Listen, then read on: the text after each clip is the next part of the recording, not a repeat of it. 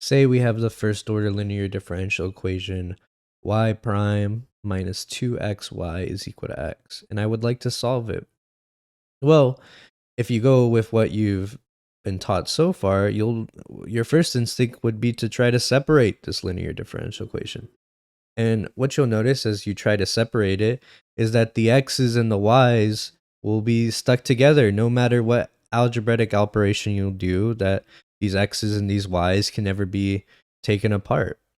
So that's why I'd like to introduce this new method, the method of integrating factor.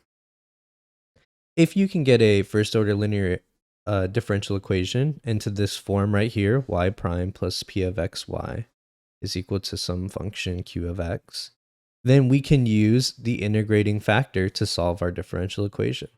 So let's go ahead and try that. So what you'll notice so far is that we have y prime, right? So that's this part right here. This part right here, we can associate, oh, it's a bit of a weird wiggle.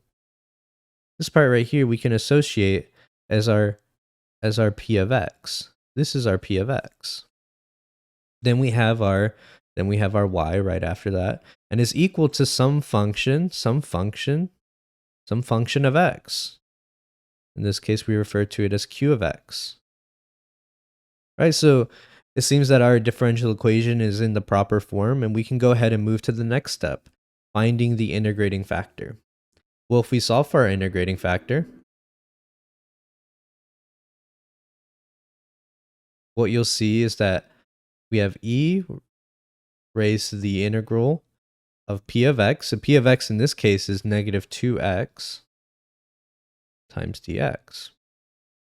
If I keep solving for this, we get u of x is equal to e negative 2 integral, I was about to write negative 2 again, x dx. We take the last step. The integral of x is x squared divided by 2. So if we go ahead and we just simplify it, we get e to the negative x squared. E to the negative x squared. Right? So now that we found our integrating factor, the next step what we want to do is we want to multiply this whole equation by e to the negative x squared by our integrating factor. Now, if we do that, what we end up getting is e to the negative x squared times y prime minus 2x e to the negative x squared. Oh, negative x squared. I keep writing 2x. Negative x squared times y and equal to x e to negative x squared. Now, what you'll notice if you have a keenly observant eye and are very familiar with your calculus is that this left-hand side right here, this left-hand side is actually just the product rule. Now, if you'll remember that the product rule is the derivative with respect to x of some function u times y, some function y, is equal to u, I should write this as u y prime plus u prime y. And that's what we have right here. This part right here is actually just the product rule, right? We have our u right here. This is our u. This right here, if we were to take the derivative of u, this would be it. Negative 2x e to the negative x squared. This is our u prime. And then we also have our y prime on the first part, and we have our y on the right side, the second term. So now that we've established that this is actually just the product rule, we can rewrite it as the derivative with respect to x of u, remember our u is e to the negative x squared, times y is equal to xe, actually I should just write this in a different color,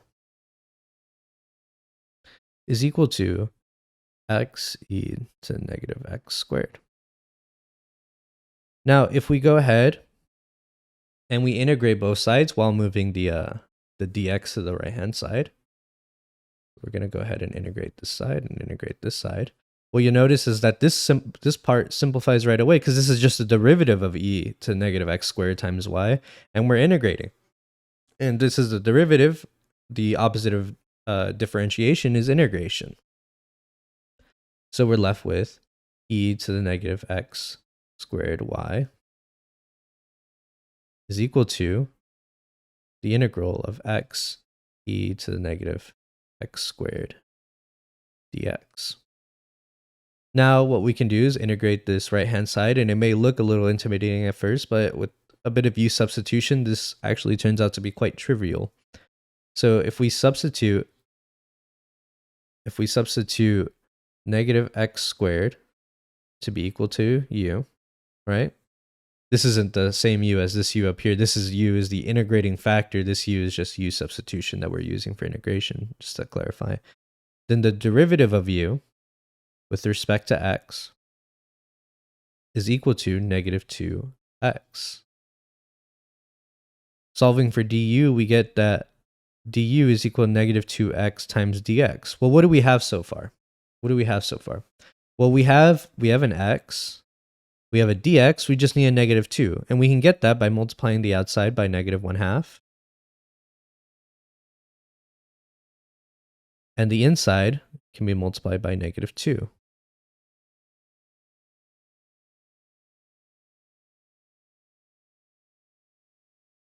Now I can go ahead and I can rewrite this as our new u substituted integral.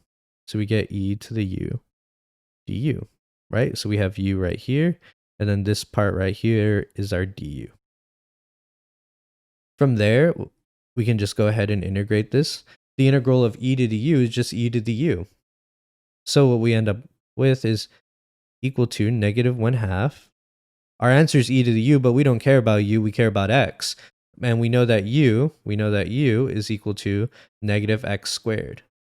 So we get e to the negative x squared plus c is equal to e to the negative x squared. And just to solve for y, here you're pretty much done. You have your solution, but if you wanted to solve specifically for y, just go ahead and divide both sides by e to the negative x squared, right? So we're going to divide this side by e to the negative x squared, and this side by e to the negative x squared. So these two simplify right here. This simplifies with that one, and then we're left with the e to the negative x squared will be, I shouldn't say that simplifies, but this one gets simplified, and we're left with it attached to our c. So our final solution will be y is equal to negative 1/2 plus e to the x squared times c. And that's how you solve a differential equation by method of integrating factor.